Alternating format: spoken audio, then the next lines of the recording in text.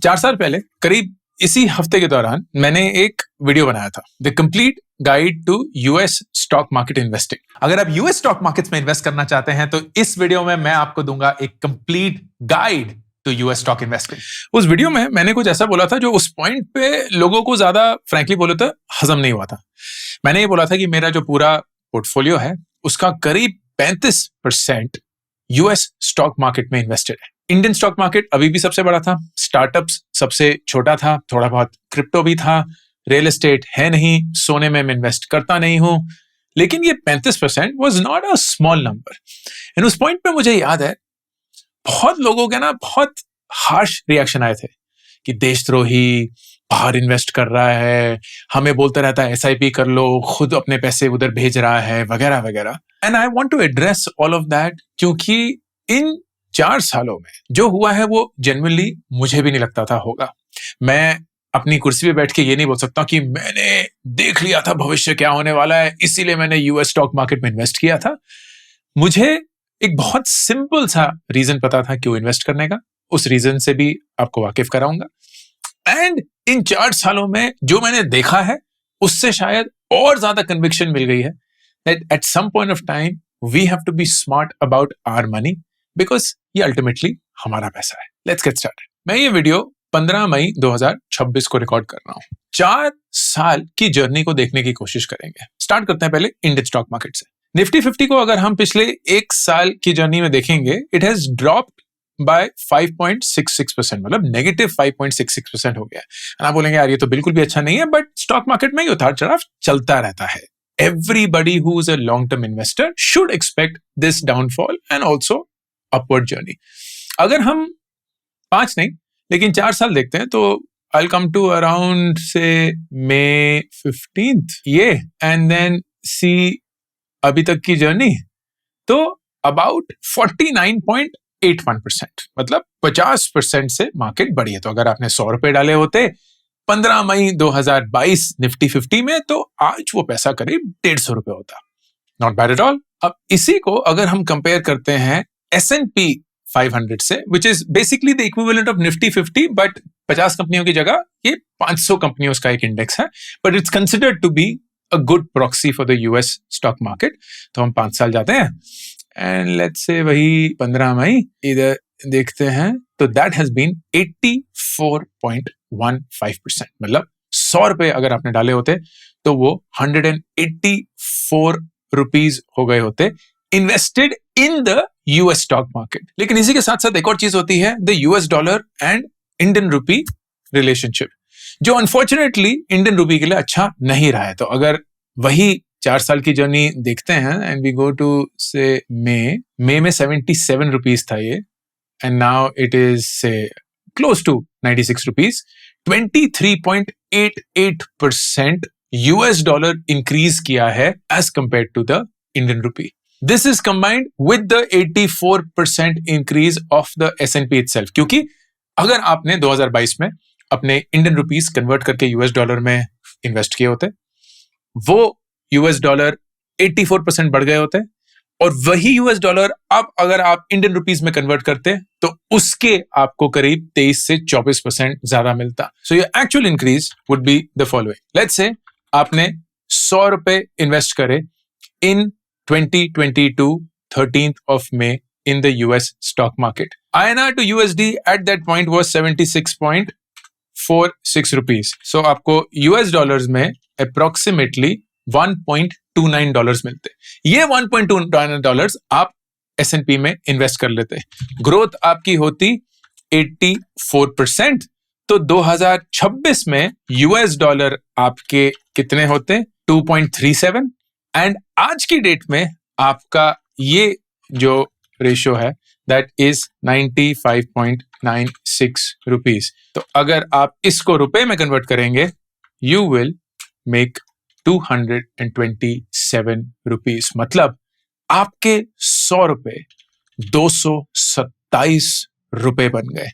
यही 100 रुपए इंडिया में इन्वेस्टेड 149.81, छोटा अंतर नहीं है। बहुत बड़ा अंतर है। ये मैंने सब आपको इसलिए नहीं दिखाया क्योंकि आप समझें कि मैं भाई रॉक स्टार हूं एंड अंकुर वारिक को तो आप दिखावा कर रहे हैं या सेलिब्रेट कर रहे हैं। नहीं, मैं आपको डेटा के साथ एंड जज्बात के साथ भी ये दिखाना चाहता हूं कि अपना इन्वेस्टमेंट पोर्टफोलियो किसी पॉइंट पे आपको अपने देश से बाहर निकाल के ग्लोबल मार्केट्स में डालना होता है। I don't say that's how you start, but I certainly say at some point of time you should make that move. इस वीडियो में बात करेंगे कि जब आप उस मूव के लिए तैयार हैं तो कैसे वो पूरी जर्नी आपको खेलनी है या देखनी है, how should you think about it and what should be your plan. इस पूरे वीडियो में मैं यूज करूंगा IND money as the platform क्योंकि वो मैं पर्सनली यूज करता हूं। A very important shout out कि IND मनी में मैं एक इन्वेस्टर हूं, तो एक कॉन्फ्लिक्ट ऑफ इंटरेस्ट है क्योंकि अगर आप इस वीडियो को देखकर IND मनी यूज करते हैं तो in some way it benefits me, not directly but indirectly. तो उसको प्लीज मद्देनजर रखते हुए अपना कोई भी यूएस प्लेटफॉर्म आप चूज करिए, लेकिन मेरी सारी की सारी यूएस इन्वेस्टिंग जो है वो IND मनी में ही है। सबसे पहले नंबर समझने की कोशिश करते हैं। 2024 में निफ्टी 50 ने अप्रोक्सीमेटली 9.2% रिटर्न दिया। उसी साल S&P 500 ने 25% रिटर्न दिया। 2025 में निफ्टी 50 ने करीब 10% रिटर्न दिया। उसी साल S&P 500 ने 17% रिटर्न दिया। 2026 में अभी तक निफ्टी ऑलमोस्ट 11% डाउन है। S&P का भी उतार चढ़ाव रहा है, लेकिन इस साल अप्रोक्सीमेटली 8% वो अप है। इसी सेम चीज को हमने 4 साल पे भी देखा, 5 साल में भी सेम है। अगर आप 10 साल करेंगे वो भी मोटा मोटा सेम रहेगा। लेकिन किसी पॉइंट पे अगर आप इंडिया में 100% इन्वेस्टेड रहे, 2021, 22, 23, 24, 25, 26 अच्छे से SIP कर रहे हैं, आपके दिमाग में वो 12% रेट ऑफ रिटर्न है जो एक निफ्टी 50 से मिलना चाहिए क्योंकि 10 सालों में अप्रोक्सीमेटली उतना ही रिटर्न आता है। You are getting there, but you also see क्या मार्केट्स हैं जहां उससे कहीं बेहतर मिल रहा है। And that's when you should ask the question, am I doing the right thing by investing 100% of my money in India? अब जब मैं ये सवाल पूछता हूं ना, 2022 में भी लोगों ने मुझे गालियां दी थी, कमेंट सेक्शन भर चुका था, देशद्रोही, एंटी नेशनल वगैरह वगैरह। I want to start with this admission कि यार एक बहुत सिंपल सी चीज होती है, which is how do you really benefit the country. मेरे लिए as a capitalist the best way to benefit the country is to make money and to pay taxes on that money, क्योंकि फिर मुझे पता है कि मैं मेहनत से पैसे कमा रहा हूं, कुछ पैसा अपने लिए रख रहा हूं, कुछ पैसा देश को दे रहा हूं through taxes, indirect and direct taxes.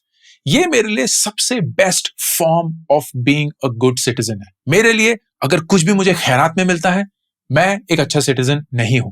कहीं भी मुझे सब्सिडी मिलती है, मैं एक अच्छा सिटीजन नहीं हूं। ये मेरा नजरिया है। So if I am able to generate profits sitting in India from across the world, that is the smartest use of my money, क्योंकि वो पैसा अल्टीमेटली तो इंडिया आएगा ही ना। मैं देश तो नहीं छोड़ के जा रहा, मेरा तो कम से कम कोई प्लान नहीं है। मैं इनफैक्ट यूएस छोड़ के इस देश में वापस आया था। मुझे ये देश बहुत पसंद है, मेरे यहाँ लोग हैं, मेरा यहाँ पूरा बिजनेस है, मेरा पूरा वजूद इस देश से जुड़ा हुआ है। I want to make as much money as I can through the right means, pay my taxes here, see my country grow and be smart about it. इसीलिए nearly 65% of my money is still invested in India.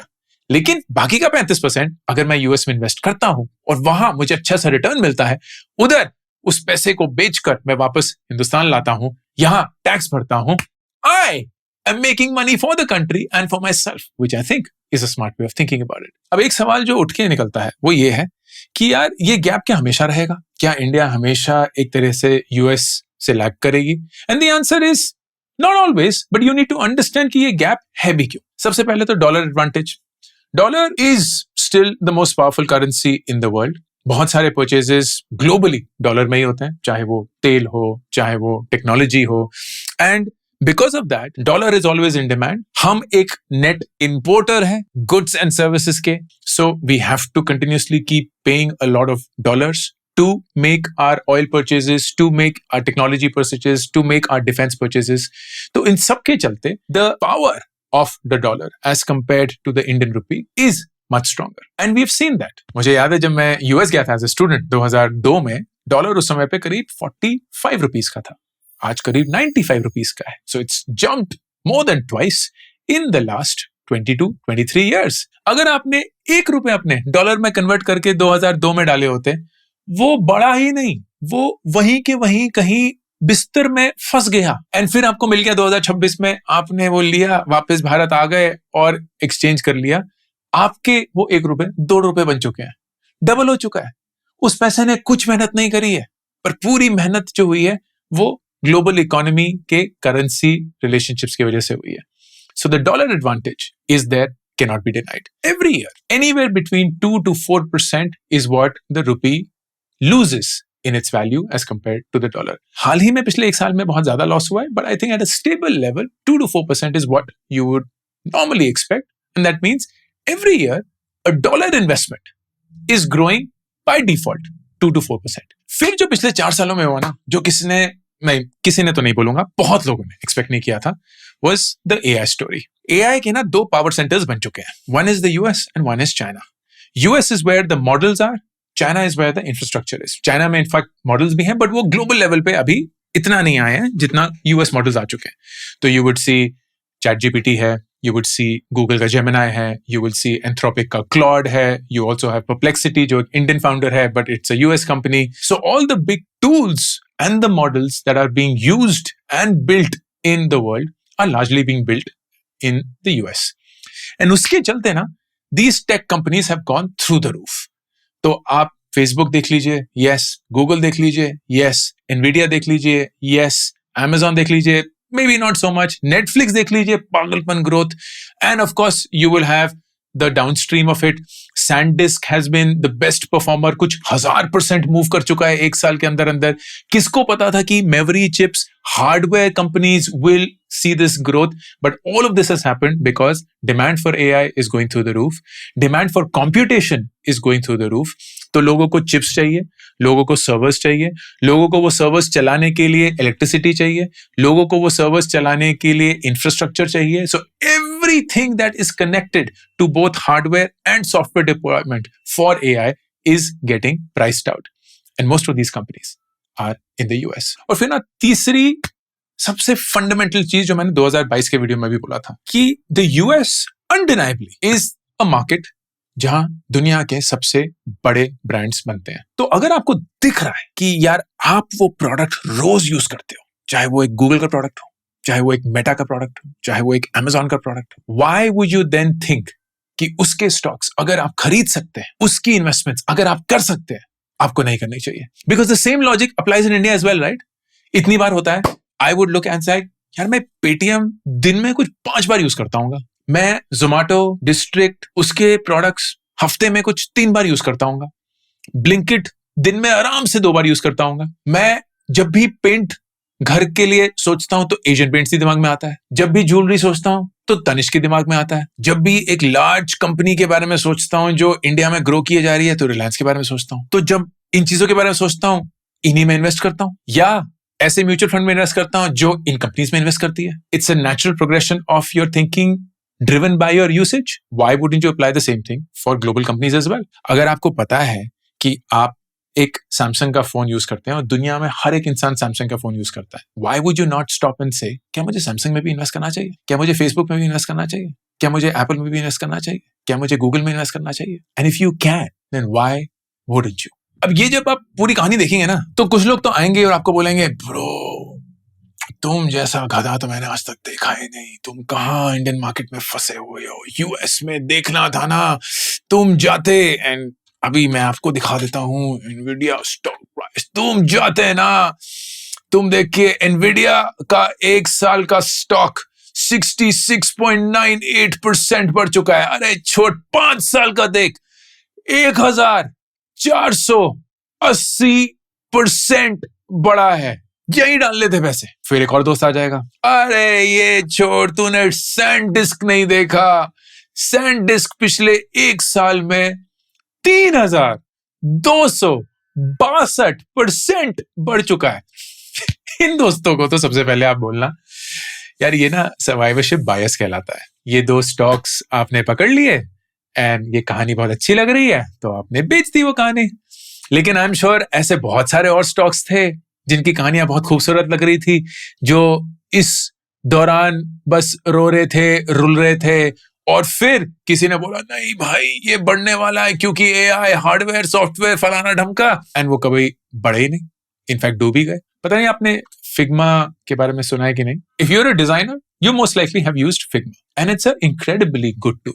1 साल का return -80%, 5 साल मोटा मोटा same, क्योंकि वो पिछले 1 साल में ही एक्चुअली आईपीओ किया। तो इमेजिन करिए कि 1 साल के अंदर आईपीओ की हुई company really solid in its space is down 81%। तो ये भी एक कहानी है। So, जब ये सारी कहानी आती है ना, I go back to the thing that I keep telling you कि यार आप और मैं ना स्टॉक एक्सपर्ट्स नहीं है, हमें नहीं पता कौन सा स्टॉक उठाना है। हमें जेन्युइनली नहीं, मुझे नहीं पता था एनवीडिया ऐसा हो जाएगा, मुझे तो डेफिनेटली नहीं पता था कि सैंडिस्क कैसा हो जाएगा। So how do I invest? I invest in mutual fund equivalents of the US stock market and they are called ETFs, exchange traded funds. मेरा फेवरेट ETF 2 है, रिकमेंडेशन नहीं है दोस्तों, प्लीज अपना रिसर्च करिएगा। एक है QQQ, 1 साल के अंदर 36%, 5 साल के अंदर 116%. This is one where I invest.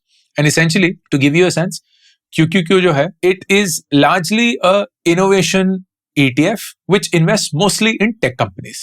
तो आपको पता है यार, ये सारी कंपनियां बढ़िया करेंगी तो QQQ भी बड़ा कराएगा। एंड 100 कंपनियों में इन्वेस्टेड है तो एक डिवर्सिफिकेशन भी है कि भैया कहीं कोई डूब गई तो दूसरी ने पकड़ लिया वगैरह वगैरह, and you will be safe. दूसरा favourite ETF is VOO, which is basically the S&P 500. तो आप निफ्टी 50 का म्यूचुअल फंड ले रहे हैं equivalent in the US stock market, और इसके तो हमने रिजल्ट देख ही लिए हैं। तो 1 साल में अराउंड 25.26% एंड 5 साल के अंदर around 77.53%. So not bad at all, ये आप देख सकते हैं। एंड दिस इज यूएस की top 500 companies, so it's not just technology and innovation companies, it is also a McDonald's, it is also pizza हट, पता नहीं पिज्जा हट की कंपनी कौन सी है, it is also some other defence company, it's also some other semiconductor company, it's also some retail company, it's also some entertainment company. तो if at some point of time you have reached this stage कि आपको पता है यार आपकी SIP अब 25, 30, 40 हजार रुपए पे हैं, you are investing very regularly in India, आपकी इनकम बड़ी अच्छी सी है, you have reached this stage where the corpus in India is stable, it's growing, वही 12-13 जितना भी % है, एंड उतार चढ़ाव चलते रहेंगे, that's perfectly fine. I feel you have to be smart to start thinking of diversification, क्योंकि आप एक ही ज्योग्राफी में अपने 100% क्यों डालना चाहेंगे? You should invest in the US, you should invest in China, you should invest in Korea, you should invest in emerging markets. That is what any smart investor would do. देश प्रेम means मैं पैसे कमा के इस देश में खर्चा करके और टैक्सेस पे करके इस देश को आगे बढ़ाऊंगा. That is what a smart investor does, who is also loyal to their country. That's what I'm trying to do. If I make money, I pay taxes, I spend in this country. The country's GDP and economic growth is driven to some extent by my consumption, and that is how I contribute. अब आते हैं specifics पे, क्योंकि this is really important. सबसे पहले, क्या ये legal है?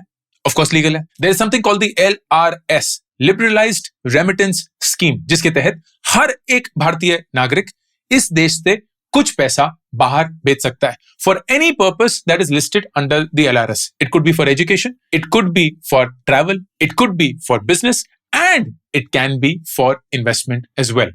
The limit is $250,000 per resident per year, जो कि बहुत पैसा है आज की डेट में, करीब 2.5 करोड़ रुपए। तो आप 2.5 करोड़ रुपए हर साल लीगली हिंदुस्तान से बाहर भेज सकते हैं to invest in any global market, because that will be tracked and permitted by law. इसमें एक nuance है, something called TCS, which is tax contributed at source. अगर आप 10 लाख से कम बाहर भेज रहे हैं तो आपका TCS 0 है, मतलब आपका कोई टैक्स विदहोल्ड या कंट्रीब्यूटेड एट सोर्स नहीं होगा। लेकिन अगर आपका 10 लाख से ज्यादा पैसा बाहर जा रहा है, यू हैव टू पे 20% TCS. अब ये क्या है? This is not a tax. You have to recognize this is a deposit in some way, an advance that you pay towards your tax. तो फर्ज करिए आपने 20 लाख रुपए बाहर भेजने के सोचे, आपको 20% मतलब 4 लाख रुपए TCS के रूप में जमा करने होंगे। जब आपके साल के एंड पे आपका टैक्स कैलकुलेट होगा, एंड फर्ज करिए वो 5 लाख रुपए निकलता है, उस 5 में से 4 लाख आपके ऑलरेडी जमा हो चुके हैं, आपको सिर्फ 1 ही लाख रुपए और देने होंगे। फर्ज करिए आपका टैक्स 3 लाख रुपए निकल के आता है, आप 4 लाख जमा कर चुके हैं, तो आपका 1 लाख का रिफंड निकल के आता है जो आपको मिल जाएगा। So it is blocking money, yes, which is why वो 10 लाख का नंबर इज रियली कूल। कि अगर कोई महीने के 50,000 रुपए, 75,000 रुपए भी इन्वेस्ट कर रहा है, that is still 6 to 9 lakhs, well below the 10 lakh number. And 50,000 से 75,000 रुपए हर महीना इन्वेस्ट करना as an SIP is a brilliant thing to do if you can in global markets. दूसरी चीज, क्या यूएस स्टॉक मार्केट बहुत ओवरवैल्यूड हो चुका है? मेरी पर्सनल राय अगर आप मुझसे पूछेंगे, मुझे लग रहा है कि हाँ, हो चुका है।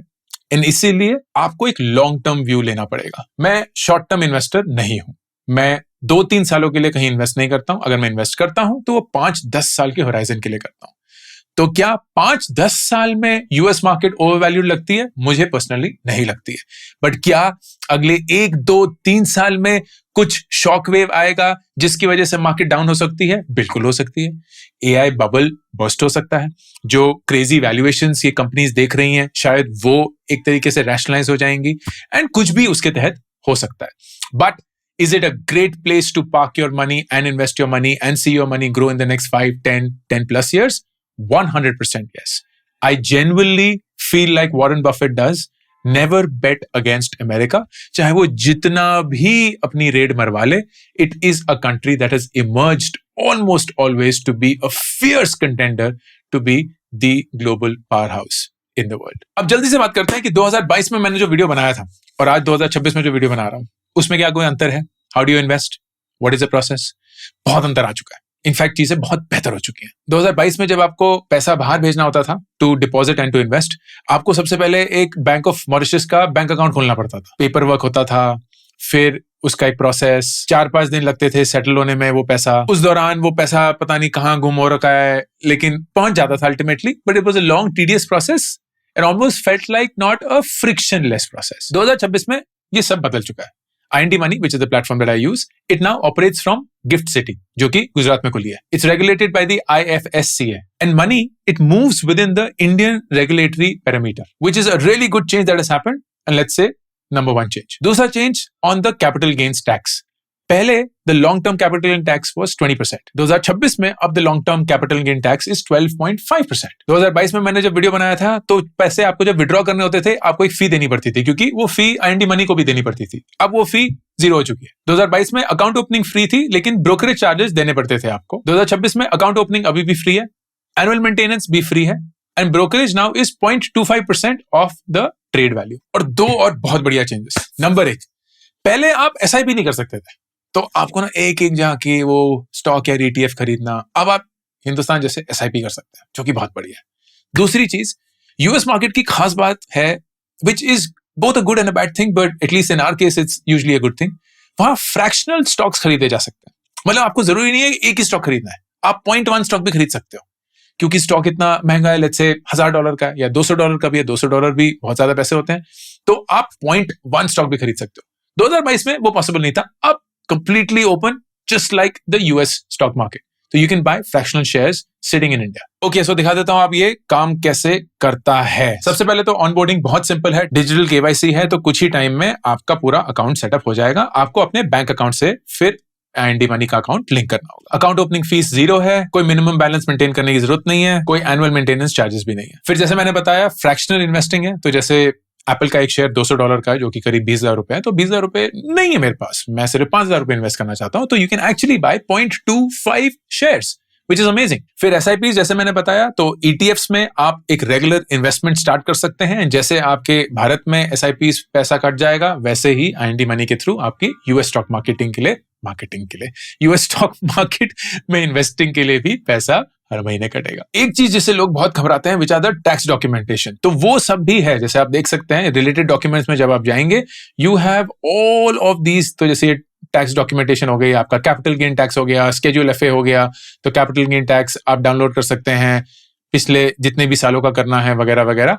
All of this is available to you, and आपके ट्रेड कॉन्फर्मेशन भी हो गए, तो जो भी आपने जिस भी साल में ट्रेड्स करे हैं या जो कुछ भी खरीदा है, अकाउंट स्टेटमेंट्स हो गई आपकी, जितनी भी साल की आपने यूज करी हैं, तो everything is available. There is 0 reason for you to be worried when it comes to documentation of everything that you may need for your tax purposes. एक बहुत बड़ा सवाल पिछली बार भी पूछा गया था, और आई एम श्योर इस बार भी लोग पूछेंगे कि IND Money अगर बंद हो गया तो। सबसे पहले IND money is regulated in India. The body's name is IFSCA, International Financial Services Centers Authority. ये गिफ्ट सिटी स्पेशल जोन का रेगुलेटर है. तो अगर कोई भी डिस्प्यूट होता है, सबसे पहले तो वो भारत के लॉ में अप्लाई होगा. ऐसा नहीं है कि आपको यूएस में कोई डिस्प्यूट रेज करना पड़ेगा. That's number 1. यूएस में एक इंश्योरेंस स्कीम होती है SIPC, Securities Investor Protection Corporation. They insure your account or everyone's account, not just your account, up to $500,000. तो इस अमाउंट तक तो कम से कम हम सब इंश्योर्ड है. फाइनल चीज पे आते हैं. How should you think about the US market and your own investment portfolio? तो सबसे मैंने जैसे मैं बताया, 100% पैसा यूएस में नहीं डालना है, 100% पैसा इंडिया में भी नहीं रखना है. There has to be a split. जैसे कि 100% पैसा गोल्ड में नहीं डालना, 100% पैसा एफडी में नहीं रखना, 100% पैसा निफ्टी 50 में नहीं डालना, 100% पैसा स्मॉल कैप में भी डालना. You diversify. And why do you do that? There is a return that you expect, which is different. There is a risk that you're willing to take, which is different. The same thing happens here as well. क्योंकि geography अलग है, नजरिया अलग नहीं होना चाहिए. तो आपका जो पूरा पैसा है, आपको ये देखना है कि how does it meaningfully make an impact. अगर आप 500,000 रुपए ही अभी इन्वेस्ट कर रहे हैं, तो यूएस मार्केट में इन्वेस्ट करना is not the right thing for you. क्यों? क्योंकि आप वो कन्वर्ट करेंगे, फिर आप इन्वेस्ट करेंगे. It's not going to make a huge difference even if the rate of return is different. लेकिन दैट स्प्रेड, जहां इंडिया में आपको लेट्स से 12-13% मिल रहा है, लेकिन यूएस में शायद आपको 16-17% मिल सकता है, including the dollar appreciation, over a big base, that 4-5% spread could amount to a really big amount over a long period of time. That is why at some point it makes sense for you to invest in assets that grow your money accordingly. तो overall मेरी राय ये है, and this of course doesn't apply to everybody, 60-65% पैसा आप अपना India में रखिए. It's a terrific growth market. 10-20 years, I feel supremely positive of how this country is going to shape up. And then the remaining 35% में से, let's say 10-15% आपके gold में है, कैश रिजर्व्स हैं, इमरजेंसी फंड है वगैरह. And I think around 15-20% to begin with can go into international markets, specifically say the US market. अब वहां कैसे इन्वेस्ट करेंगे? Again, स्टॉक पिकिंग मत करिए, क्योंकि नहीं पता है. कम से कम मुझे नहीं पता कि कौन सा स्टॉक चलेगा नहीं चलेगा वगैरह. ETFs में इन्वेस्ट करिए. WU and QQQ, those are my preferences. Of course, आप अपना रिसर्च करिएगा. Whatever you feel is right for you according to your risk appetite. लेकिन ये तो ETFs proven है and बहुत अच्छे से परफॉर्म करते हैं. And जितना भी आपका इन्वेस्टमेंट होगा, try and keep it below 10 lakhs a year. Because फिर TCS भी लागू नहीं होता है, तो आपका कोई पैसा विदहोल्ड भी नहीं होता है, कहीं ब्लॉक नहीं होता है, and you are free to keep sending money out through this route that we just showed to you. 2022 में ये वीडियो बनाया था, 2026 में ये वीडियो बना रहा हूं, शायद 2030 में एक और वीडियो बनेगा जहां यही पता चलेगा कि कैसे ये ग्लोबल मार्केट्स मूव करे हैं. It's really hard to predict कि कौन सी दिशा में कौन सी इकोनॉमी किस तरीके से ग्रो करेगी. किसे पता था कि South Korea as a market is going to be so exciting, China as a market is going to be so exciting. मेरा आई रिमेंबर स्टिल चाइना में एक काफी सिग्निफिकेंट एक्सपोजर था, and for the longest time it just didn't move, and then पिछले 1.5 साल में it just went through the roof, again driven by AI. तो you never know how these markets behave, you never know how the global positioning and balances shift, but what you know is you want to be smart about your money. And अगर आप अपने पैसे को सही से इस्तेमाल करके उसको ग्रो करवाना चाहते हैं, वापस फिर अपने देश में वो पैसा लाकर यहां खर्च करके टैक्स देकर इस देश को भी आगे बढ़ाना चाहते हैं, I feel it's an incredibly wise thing to consider. I'm not asking you to move out of the country. I'm not asking you to not believe in the country. I'm asking you to contribute in the best manner possible by making money for yourself. This is Ankur Warikoo, signing off.